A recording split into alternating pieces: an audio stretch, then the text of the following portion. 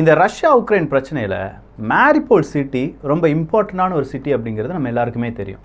ஆனால் இந்த அசோஸ்டால் அப்படிங்கிற அந்த ஸ்டீல் பிளான்ட் எதுக்கு இவ்வளோ முக்கியத்துவம் வாய்ந்தது? என்னைக்காவது நம்ம இதை பற்றி யோசிச்சிருக்கோமா? அங்கே உக்ரைனுடைய இராணுவத்தினர்கள் ஒரு 2000 நபர்கள் இருக்காங்க, மக்கள் நிறைய பேர் இருக்காங்க அப்படிங்கிறதெல்லாம் நமக்கு தெரியும். பட் அப்படி இருந்தும் அந்த ஸ்டீல் பிளான்ட்டை மட்டும் நிறைய நேரத்தில் உக்ரைன் இராணுவம், உக்ரைனுடைய அரசாங்கம், உலக மீடியாக்கள் எல்லாமே பேசியது. அதற்கான காரணம் இன்றைக்கி வெளியில் வந்திருக்கு. அந்த காரணம் மட்டும் கிடையாது, இன்னும் பல அப்டேட்ஸ் நம்ம பார்க்க போகிறோம். அன்பு தமிழஞ்சங்களுக்கு தமிழ் பொக்கிஷத்தின் வணக்கங்கள்.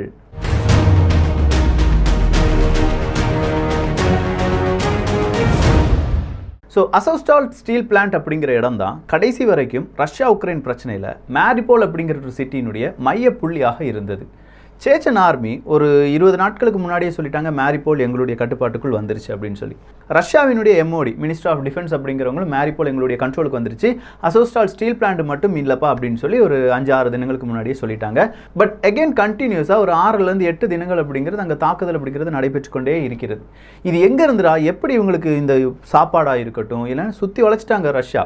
அப்படி இருந்தும் இவங்களுக்கு சாப்பாடு, அங்கே தேவையான பல விதமான வெப்பன்ஸ் இதெல்லாம் கிடைக்குதுன்னா, இந்த அசோஸ்டால் ஸ்டீல் பிளான்ட்டை சுற்றி கிட்டத்தட்ட 20லேருந்து 40 சுரங்கப்பாதைகள் இருக்கிறதாம். இந்த 20லேருந்து 40 சுரங்கப்பாதைகள் அங்கே இருக்கக்கூடிய வெவ்வேறு இடங்களை போய் கனெக்ட் ஆகுது. ஸோ அவ்வளோ பெரிய ஒரு இன்டர்னல் ஸ்ட்ரக்சரை அந்த ஸ்டீல் பிளான்ட்டை சுற்றி யார் உருவாக்கியிருக்காங்க? உக்ரைன் இராணுவத்தினர்களும் அங்கே இருக்கக்கூடிய மக்களும் உருவாக்கியிருக்கிறார்கள். ஒரு கட்டத்தில் அங்கிருந்து வெளிவரக்கூடிய நபர்கள், நாங்கள் சூரிய வெளிச்சத்தை பார்த்தே 40லேருந்து 50 நாட்கள் ஆச்சு அப்படின்னு சொல்லியிருந்தாங்க. ஸோ இதுக்கு காரணம் என்னென்னா, அவங்க சுரங்கத்துக்குள்ளேயே வாழ்ந்தார்கள் அப்படிங்கிறது தான். இந்த சுரங்கம் மட்டும் கிடையாது, இங்கே பெரிய அளவு ஆயுத கிடங்கும் இருந்திருக்கு. மக்களை வெளியேற்றுகிறோம் அப்படிங்கிற பெயரில் அந்த ஆயுதங்களும் வெளியே வந்திருக்கு அப்படிங்கிறத இன்றைக்கி ரஷ்யா சொல்லியிருக்காங்க. ரஷ்யா சொன்னது மட்டும் கிடையாது, அங்கே பலவாறு எங்களுடைய அந்த தாக்குதலை அவங்க எப்படி கொஞ்சமாக தடுத்தாங்கன்னா, மக்களை காண்பித்து தான். மக்களை பெரிய அளவு அவங்க என்ன செஞ்சாங்க, கேடயமாக பயன்படுத்தி கொண்டார்கள். அதன் வழியாக ஆயுதங்கள், அதன் வழியாக மிகப்பெரிய இராணுவ நடவடிக்கை எல்லாமே உக்ரைன் இராணுவத்தால் செய்யப்பட்டது. இது போர்க்குற்றமா இல்லையா அப்படிங்கிற ஒரு கேள்வியை கேட்டிருக்காங்க. இப்போ தான் நமக்கு தெரியுது இந்த மேரிபோல் சிட்டியில் இந்த அசோஸ்டால் ஸ்டீல் பிளான்ட் அப்படிங்கிறது எவ்வளோ முக்கியத்துவம் வாய்ந்ததாக இருந்திருக்கிறது, அந்த இடத்த சுற்றி எவ்வளோ மர்மமான நிகழ்வுகள் நடந்திருக்கு அப்படின்னு சொல்லி. சரி, இப்போ அங்கே இருக்கக்கூடிய மக்கள் எல்லாமே வெளியேற்றி விட்டார்கள் அப்படிங்கிறது நமக்கு தெரியும். அடுத்ததாக இன்றைக்கி ஐநா சபை மிக முக்கியமான ஒரு அப்டேட்டை கொடுத்துருக்காங்க. உக்ரைனில் இறந்தவர்களுடைய எண்ணிக்கை செலன்ஸ்கி அவர்கள் சொல்வதை விட 1000 கூடுதலாக இருக்கும் அப்படின்னு சொல்லியிருக்காங்க. இது உறுதிப்படுத்தப்பட்ட தகவல் தான். எங்ககிட்ட இருக்கிற டேட்டாவை வச்சு உக்ரைன் இராணுவம் சொல்வது பொய் அப்படிங்கிறத எங்களால் சொல்ல முடியுது. ஸோ சீக்கிரமாக உக்ரைன் இராணுவம், உக்ரைன் அரசாங்கம் அங்கே எத்தனை நபர்கள் கொல்லப்பட்டிருக்கிறார்கள், எத்தனை இராணுவ வீரர்கள் கொல்லப்பட்டிருக்கிறார்கள் அப்படிங்கிறதுக்கான இன்ஃபர்மேஷனை கொடுக்க வேண்டும் அப்படிங்கிற ஒரு ப்ரெஷர் இப்போது யாருக்கு கொடுக்கப்பட்டு வருகிறது? உக்ரைனுக்கு கொடுக்கப்பட்டு வருகிறது. ஸோ உக்ரைனுக்கு இந்த மாதிரியான ஒரு ப்ரெஷர் அங்கே அப்படியே ஃபார்ம் ஆகிட்டு வரும்போது தான் ஜெர்மன் என்ன செஞ்சிட்டாங்கன்னா, நாங்கள் கச்சா எண்ணெயினுடைய இறக்குமதியாக இருக்கட்டும், இல்லாட்டி ரஷ்யாவுக்கு எதிரான ஆயுத ஏற்றுமதியாக இருக்கட்டும், நாங்கள் செய்கிறோம்ப்பா அப்படின்னு சொல்றத செலன்ஸ்கி அவர்கள் வரவேற்றிருக்கிறார்கள். அதே நேரத்தில் ஜெர்மனியுடைய ஃபாரின் மினிஸ்டர் என்ன சொல்லியிருக்காரு, எப்பா இந்த மாதிரி நாட்டோ படைகளில் இனி அவங்க வருவாங்க, இல்லை அது எங்களுக்கு பிரச்சனை கிடையாது, ஐரோப்பிய ஒன்றியத்துக்குள் உக்ரைன் வருவதற்கு எந்த ஷார்ட்கட்டும் கிடையாது அப்படிங்கிறத இன்னைக்கு ஜெர்மனி அரசாங்கமும் அறிவித்திருக்கிறது. ஸோ இப்போ உக்ரைன் அப்படிங்கிற நாடு ஐரோப்பிய ஒன்றியத்துக்குள் வருவதற்கு கிட்டத்தட்ட 5லிருந்து 10 வருடங்கள் எடுக்கும் அப்படின்னு சொல்லி சில நபர்கள் சொல்வது உண்மையாக மாறுவதற்கான வாய்ப்புகள் அதிகரிக்கின்றன. அடுத்ததா ஜோ பைடன் அவர்கள் தான் கிட்டத்தட்ட 40 பில்லியன் அமெரிக்க டாலர் அளவுக்கான உதவியை நம்ம உடனே செய்யணும்ப்பா அப்படிங்கிறத யார் இப்போ முடிவு எடுத்துட்டாங்க? ஜோ பைடன் அவர்கள் முடிவு எடுத்துட்டாங்க. அதுக்கான அந்த ஆர்டரில் அவர் கையெழுத்து போட்டுட்டாரு. சீக்கிரமாக இதை காங்கிரஸ் சபை பாஸ் பண்ணிடுவாங்க அப்படின்னு எதிர்பார்க்கப்படுகிறது. ஏன்னா நான்சி பலோசி அவர்களும் என்ன சொல்லியிருந்தாங்கன்னா, ஒரு 33 பில்லியன் அளவுக்கான உதவி உடனே உக்ரைனுக்கு தேவை அப்படின்னு சொல்லியிருந்தாங்க. ஐயா ராசாக்களா, அடுத்த ஒரு 5-6 வருஷத்துக்கு இலங்கைக்கு தேவையே 25 பில்லியன் அமெரிக்க டாலர் தான். ஒரு நாட்டை யுத்தம் செய்து அழிப்பதற்கு பதிலாக ஒரு 25 பில்லியன் அமெரிக்க டாலரை சும்மா கொடுத்தீங்கன்னா இலங்கை கடன்லேருந்து தப்பிச்சிரும், அங்கே இருக்கக்கூடிய மக்கள் நல்லா வாழ்வாங்க, ராஜபக்சே உங்களுக்கு அடிமையாக வேலை செய்வார், நிறைய நல்ல விஷயங்கள் நடப்பதற்கான வாய்ப்புகள் இருக்குது. ஸோ இங்கே இருக்கக்கூடிய ஏற்றத்தாழ்வு நமக்கு புரியுதா? உலகத்தில் 2மே நாடுகள் தான். ஒரு நாட்டுக்கு 25 பில்லியன் கிடைச்சா அது சந்தோஷமான நாடாக மாறிடும், அங்கே இருக்கக்கூடிய மக்கள் எந்த துன்பமும் இல்லாமல் பிரச்சனையும் இல்லாமல் வாழ்வார்கள். அதே 25 பில்லியனை இன்னொரு நாட்டுக்கு ஆயுதத்துக்காக மட்டும் கொடுப்போம், இன்னொரு மனுஷங்களை அழிப்பதற்காக மட்டுமே கொடுப்போம் அப்படின்னு சொல்கிறது தான் இங்கே இருக்கக்கூடிய நியாய தர்மம். இதை நம்ம பேச போனால் நம்மளை முட்டாள், பைத்தியக்காரன் அப்படிலாம் சொல்லுவாங்க. ஸோ ஏதோ அமெரிக்கா இப்படி செய்துப்பா அப்படிங்கிறத நான் செய்தியாக மட்டும் சொல்லிடுறேன். நீங்களே அதுக்கு பின்னாடி இருக்கிற உலக அரசியல் இல்லை ஒஸ்ட் அரசியல் எல்லாத்தையும் யோசிச்சுக்கோங்க. இப்போ ரஷ்யா என்ன செஞ்சிருக்காங்கன்னா, ஒடிசா அப்படிங்கிற அவங்களுடைய துறைமுக சிட்டி இருக்குல்ல, உக்ரைனுடைய துறைமுக சிட்டி, அங்கே வந்து ஹைப்பர்சோனிக் மிசைல்ஸை அனுப்புகிறாங்க. ஹைப்பர்சோனிக் மிசைல் வழியாக தாக்குதலை நடத்துகிறாங்க. கொஞ்சம் இடங்களில் உக்ரைனும் அவங்களுடைய ஒஃபென்சிவ் தாக்குதலை நடத்தியிருக்கிறார்கள் அப்படிங்கிற செய்தியும் வெளியாகிறது.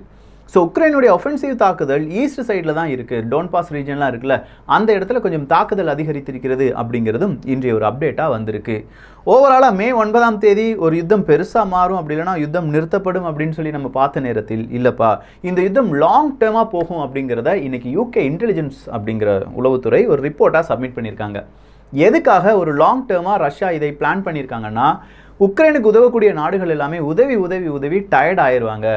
ஒன்ஸ் அவங்க டயர்டான பிறகு இறங்கி அடிக்கலாம் அப்படின்னு சொல்லி ரஷ்யா எதிர்பார்த்து காத்திருக்கு.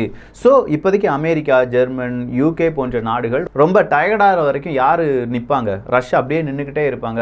ஒன்ஸ் அவங்க டயர்டான பிறகு அவங்க ஏறி அடிக்க தொடங்குவாங்க அப்படிங்கிறது தான் யூகே இன்டெலிஜென்ஸ் ரிப்போர்ட்டாக இருக்குது. வாரேவா பரவாயில்ல, இப்போவாவது இந்த உண்மையை கண்டுபிடிச்சிங்களே. எதிரியை வீக் பண்ண வச்சு மறுபடியும் அடிக்கிறது தான் உண்மையாக ஒரு போர் தந்திரம். இல்லாட்டி அவங்கக்கிட்ட இருக்கிற ஆயுதங்கள் எல்லாம் காலி பண்ணணும். நல்லா யோசிச்சு பாருங்கள், உக்ரைனுக்கு எத்தனை நாடுகள் உதவி செய்கிறது, அத்தனை நாட்டு ஆயுதங்களும் உக்ரைனுக்குள்ளே வந்துக்கிட்டே இருக்குது, ஆனால் காலி ஆகிட்டே இருக்குது.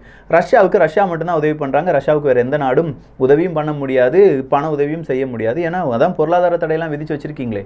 ஆனால் அப்படி இருக்கும் பட்சத்தில் ரஷ்யா வந்து எனக்கு யுத்தம் செய்கிறதுக்கு ஆயுதம் கிடையாதுன்னு சொல்லவே இல்லை. ஆனால் செலன்ஸ்கி அவர்கள் ஆயுதம் இல்லைன்னு சொல்கிறாரு. ஸோ ஆயுதங்கள் எல்லாமே இறக்குமதி செய்யப்பட்டு அது எல்லாமே காலி ஆகிட்டே இருக்குது. 3ல் ஒரு ஜாவலின் அப்படிங்கிற அந்த ஆன்டி டேங்க் மிசைல் சிஸ்டம் அமெரிக்காவிடமிருந்து யாருக்கு கொடுக்கப்படுகிறது? இதே உக்ரைனுக்கு கொடுக்கப்படுகிறது. உக்ரைனுக்கு கொடுத்து அமெரிக்காவினுடைய ஆயுதத்தினுடைய அந்த சேமிப்பு குறைந்து வருகிறது. அமெரிக்காவுக்கு இது மிகப்பெரிய எச்சரிக்கையாக இருக்கும் அப்படின்னு சொல்லி எல்லாருமே கொஞ்சம் பயம் காட்டுறாங்க. இப்படி இருக்கக்கூடிய இந்த டயர்ட்னஸை இன்னும் கொஞ்சம் அதிகப்படுத்தினால் எப்படி இருக்கும்? இன்றைக்கி யூகேவை நீங்கள் எடுத்து பார்த்தீங்கன்னா கிட்டத்தட்ட 10 லட்சம் பேருக்கு சாப்பிட்றதுக்கு சாப்பாடு கிடையாதுன்னு சொல்கிறாங்க. அதே யூகே தான் நான் உக்ரைனுக்கு உனக்கு இந்த வாங்கிக்கோப்பா, ஆயுதம் வாங்கிக்கோப்பா அப்படின்னு சொல்லி லட்சக்கணக்கான பணத்தை ஏற்றுமதி பண்ணிட்டு இருக்காங்க. ஸோ யூகேயில் இருக்கக்கூடிய மக்கள் மிகப்பெரிய அளவு அவதியில் இருக்கும்போது யூகே அரசாங்கம் வெப்பனை ஏற்றுமதி பண்ணுது. நல்லா கவனிச்சிங்கன்னா இன்றைக்கி இன்னொரு விஷயமும் வேர்ல்டு பேங்க் என்ன சொல்லியிருக்காங்கன்னா, இலங்கை வீழ்ந்து விட்டது. ஆனால் இது முதல் நாடு, இதுதான் தொடக்கம். இன்னும் பல நாடுகள் காத்து கொண்டிருக்கின்றன. பல நாடுகளில் இதே மாதிரியான உள்நாட்டு பிரச்சனை வரும், புரட்சி வரும், வெடிக்கும், கொஞ்சம் உஷாராக இருந்துக்கோங்கயா அப்படிங்கிறது தான் வேர்ல்டு பேங்க் கொடுத்துருக்கிற ஒரு அறிவிப்பு. அந்த வேர்ல்டு பேங்க் அறிவிப்பில் யூகேயும் இருக்குது அப்படிங்கிறது நம்மள எத்தனை பேருக்கு தெரியும்? யூகேல இன்ஃப்ளேஷன் அதிகரித்து வருகிறது. யூகேல ஒரு இந்த பிரெக்சிட் வழியாலலாம் நிறைய பிரச்சனைகள் இருக்குது.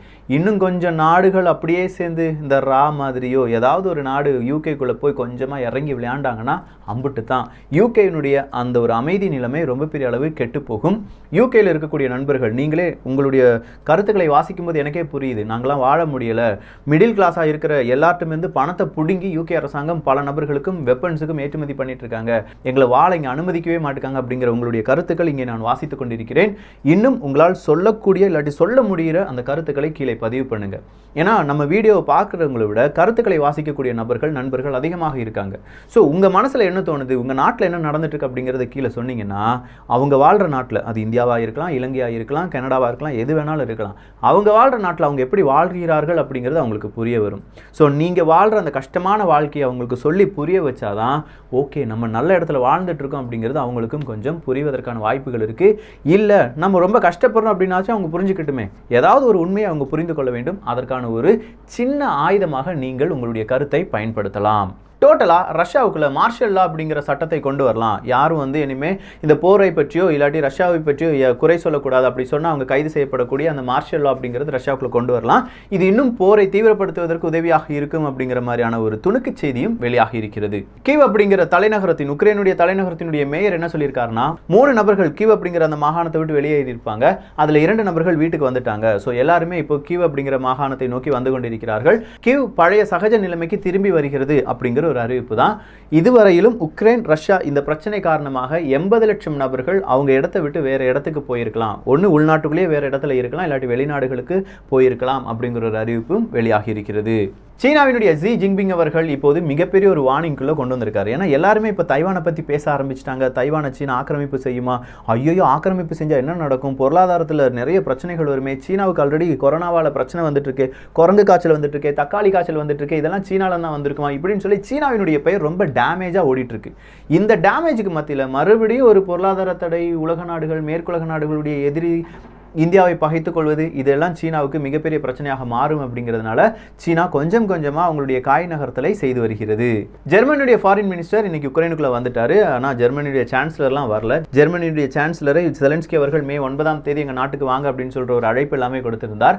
ஸோ ஜெர்மனியுடைய ஃபாரின் மினிஸ்டர் இப்போ நேராக புக்கா அப்படிங்கிற இடத்துக்கு வந்திருக்காங்க. அங்கே தான் மிகப்பெரிய அளவு இனப்படுகொலை செய்யப்பட்டது அப்படின்னு சொல்லி செலன்ஸ்கி அவர்கள் கூறியிருந்தார்கள். அந்த இடத்துல தான் முதல் ஸ்டாப் அப்படிங்கிறது. ஜெர்மனியுடைய ஃபாரின் மினிஸ்டர் வந்து அங்கே பல ஆய்வுகளை செய்கிறார். அதன் பிறகு பல இடங்களுக்கும் செல்ல போகிறார் அப்படிங்கிற மாதிரியான அவருடைய டிராவல் பிளான் வெளியாகி இருக்கிறது. இன்னைக்கு சேட்டலைட் இன்டர்நெட் மோடம் அப்படிங்கிறது உக்ரைன்ல பல இடங்களிலும் ஹேக் செய்யப்பட்டதாகும். அந்த ஹேக்கிங்க்கு பின்னாடி ரஷ்யா தான் இருக்காங்கப்பா. அடிச்சு சொல்வேன், கற்பூரம் வேணாலும் பத்தச்சித்தா அதில் அடிச்சு நான் சத்தியம் பண்றேன் அப்படின்னு சொல்லி இன்னைக்கு அமெரிக்கா சொல்லியிருக்காங்க. இனி உலகத்தில் எந்த ஹேக்கிங் நடந்தாலும் அதுக்கு காரணம் ரஷ்யா தான் இருக்கும். அதுவும் குறிப்பா உக்ரைன், அமெரிக்கா, யூகே போன்ற நாடுகளில் எந்த ஹேக்கிங் நடந்தாலும் அதுக்கு கண்ணை மூடிட்டு நான் சொல்ற ஒரே ஒரு ஆன்சர் ரஷ்யா ரஷ்யா ரஷ்யா தான் அப்படின்னு சொல்லியிருக்காங்க. ஸோ ரஷ்யாவினுடைய ஹேக்கர்ஸ் சேட்டலைட் இன்டர்நெட் மோடத்தை ஏன் ஹேக் பண்ணாங்க, அதன் வழியாக ரஷ்யாவினுடைய ஹேக்கர்ஸ்க்கு என்ன கிடைச்சிருக்கு அப்படின்னு கேட்டால் அதுக்கான பதில் கிடையாது. இப்போதைக்கு அந்த டேட்டாவெல்லாம் வெளியில் விட முடியாது அப்படின்னு சொல்லியிருக்காங்க. ஆல்ரெடி இதே ஒரு குற்றச்சாட்டை மைக்ரோசாஃப்ட் நிறுவனமும் ரஷ்யாவை மீது வைத்தது. ரஷ்யாவினுடைய ஹேக்கர்ஸ் தான் இதுக்கு காரணம் அப்படின்னு சொன்னாங்க. சைபர் செக்யூரிட்டியை பொறுத்த வரைக்கும் ரஷ்யாவினுடைய ஹேக்கர்ஸ் கொஞ்சம் வேற லெவலில் தான் நின்று வேலை செய்வாங்கன்னு நமக்கு தெரியும். டார்க் வெப் சீரிஸ்லாம் நம்ம பார்க்கும்போது ஹைட்ரா அப்படிங்கிற மிக முக்கியமான அந்த டார்க் வெப்பினுடைய தலைவனை பற்றியெல்லாம் நம்ம பார்த்தோம். ஸோ இன்னும் பல செய்திகள் எல்லாமே வரப்போகுது. அதுக்கு நீங்கள் செய்ய வேண்டியது என்ன அப்படின்னு கேட்டிங்கன்னா தமிழ் பொக்ஷம் சேனலை சப்ஸ்கிரைப் பண்ணிக்கோங்க. நம்முடைய ஃபேஸ்புக் பேஜை ஃபாலோ பண்ணிக்கோங்க. இந்த ஒரு காணொலி பற்றி உங்களுடைய கருத்துக்கள் இங்கே வரவேற்கப்படுகின்றன. எல்லோரும் தமிழ் பொக்ஷத்தில் இணைந்திருங்கள். சப்ஸ்கிரைப் பண்ணிக்கோங்க. நல்லதை பகிர்ந்து நல்ல சமுதாயத்தை உருவாக்குவோம். நன்றி, வணக்கம்.